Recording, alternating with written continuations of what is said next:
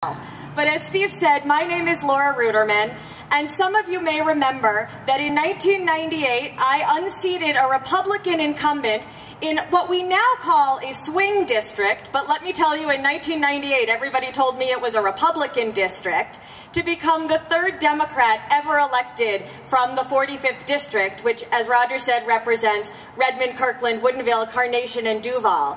And after I won twice, we then started to have good Democratic candidates running, and we have now turned, for the most part, starting with that race, we turned the East Side blue. And I think that that is something that every King County Democrat ought to be proud of.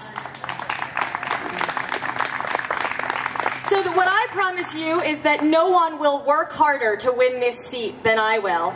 And I will tell you briefly about my priorities when I get there. The first is the economy.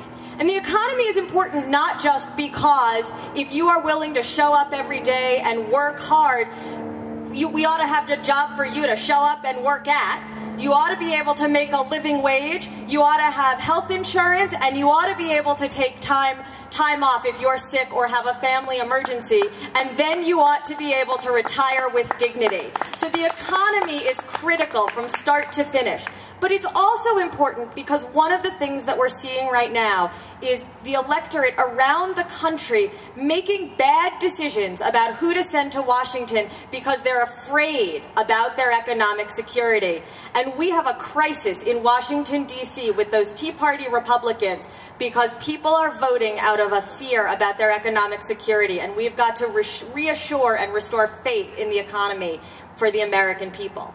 The second thing that we need to do is we need to elect strong voices to go back to Washington, D.C. and fight this war on women that the Republicans are waging. And mark my words, it is not just about choice. It's about contraception. It's about economic justice. We've got to have strong voices saying enough is enough.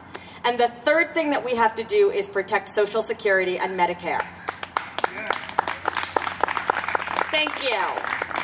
So those will be my priorities once elected. I would love to have your support in this race. And now I'd like to think, well, we have one more candidate, and then we can let you hear from folks who are actually on the ballot. So thank you all for coming, and please feel free to find me afterwards, and we can have a conversation. Thank you.